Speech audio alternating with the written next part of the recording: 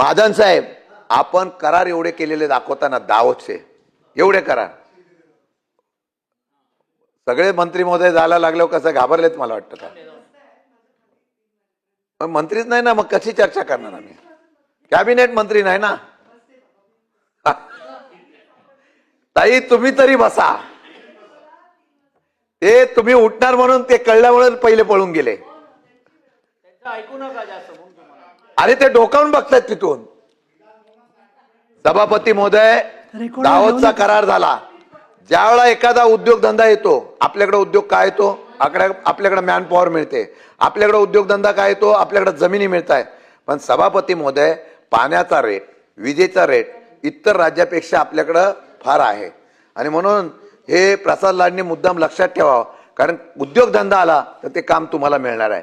म्हणून माझं म्हणणं असं आहे की राजस्थानमध्ये 7.55 ते 8.8 रुपये 95 रुपये पर युनिटला आहे. मध्य प्रदेशमध्ये 3 रुपये 34 ते 6 रुपये 80 पैसे पर युनिटला आहे. कर्नाटकाला 5 रुपये 90 पैसे. आणि आपल्याकडे किती आहे माहिती आहे का? वीज दर 5 रुपये 16 पैसे ते 17 रुपये 79 पैसे. कसा उद्योगधंदा येईल? जर प्रत्येक रुपयामध्ये आपण त्या ठिकाणी औद्योगिक क्षेत्रामध्ये 40% वाढ सभापती महोदय या लोकांनी घेतलेली आहे. आणि म्हणून आपण या ठिकाणी या 31 कंपन्या नाशिकमध्ये स्टील प्लांटच्या त्यापेक्षा 2च राहिलेल्या आहेत. आणि म्हणून या सर्व गोष्टीच्या बाबतीमध्ये आपण या सर्व गोष्टीच्या येथून कर्ज माफी आणि त्याबरोबर वीज माफी करत असताना 1,35,000 कोटीची वीज दरवाढ या महावितरणाने केलेली आहे. म्हणून आपण नोकऱ्याच्या संदर्भामध्ये सांगितलं, सरकारी नोकऱ्यामध्ये सुद्धा काल 75,000 नोकऱ्या भरती करतो म्हणून सांगितलं. सभापती महोदय, तुमच्या विधिमंडळामध्ये सुद्धा कॉन्ट्रॅक्ट सिस्टीममध्ये कर्मचारी आहेत. पोलीस भरतीमध्ये तुम्ही काल विषय मांडला. पोलीस भरतीमध्ये रद्द झालेला माणूस सिक्युरिटी ॲक्टच्या माध्यमातून पोलिसामध्ये कॉन्ट्रॅक्ट सिस्टीममध्ये आहे, मंत्रालयामध्ये कॉन्ट्रॅक्ट सिस्टीममध्ये आहे, ग्रामसेवकमध्ये कॉन्ट्रॅक्ट सिस्टीम आहे, तलाठीमध्ये कॉन्ट्रॅक्ट सिस्टीम आहे. सगळीकडे तुम्ही कॉन्ट्रॅक्ट सिस्टीम पैसे वाचवण्यासाठी केले. निदान सरकारी कार्यालयामध्ये सुद्धा तुम्ही भरती जर केली तर कमीत कमी 1.5 लाखाच्या वरती लोकांना नोकरी उपलब्ध होऊ शकते. आपण शिक्षक वगैरे काही करत नाही, मी फार वेळ घेत नाही, पण वस्तुस्थिती जी आहे की आपण फक्त लोकांना सांगण्याच्या बाबतीमधला आपण या ठिकाणी प्रयत्न करतायत आणि विकास सांगताय. त्यामुळे फक्त आपण जिथं आवश्यक आहे तिथे प्राधान्य देण्याच्या ऐवजी आपण जिथं आवश्यक नाही त्या ठिकाणी आपण प्राधान्य देण्याचा प्रयत्न केलेला आहे.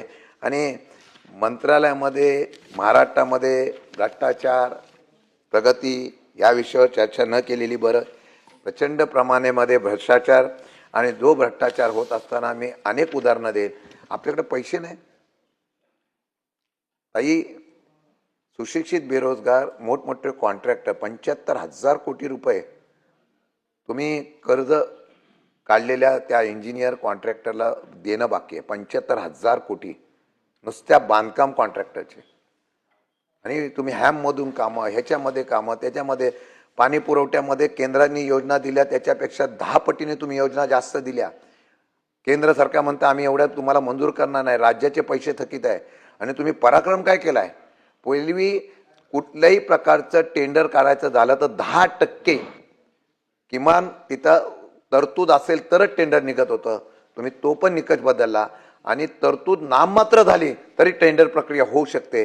अशा प्रकारचे निर्णय तुम्ही फार मोठ्या प्रमाणात घेतलेले आहेत.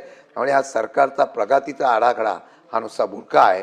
शेतकरी मेला, त्याचबरोबर त्या ठिकाणचा असला तरुण बेरोजगार झालेला आहे, तो आत्महत्या करतोय. त्या ठिकाणी असलेले महाराष्ट्रातले उद्योगपती हे त्या ठिकाणी हे झालेले आहेत. त्याचबरोबर कॉन्ट्रॅक्टर या झालेले आहेत. प्रगती कुठे आहे मला माहीत नाही. फक्त प्रगती काही लोकांची झाली, सरकारमधली झाली. 9.5 लाख कोटीचं कर्ज करणारा ऐतिहासिक सरकार आज अभिमानाने सांगताय कुठे आम्ही महाराष्ट्र नेतोय. आमचं म्हणणं आहे कुठे घेऊन गेला महाराष्ट्र. आणि मला वाटतं हा महाराष्ट्र बघतोय निवडणुका पैशावरून जिंकता येत नाही, पण एक दिवस क्रांती अशी होईल की त्या क्रांतीमध्ये निश्चितपणाने तुम्हाला उलटं केल्याशिवाय राहणार नाही.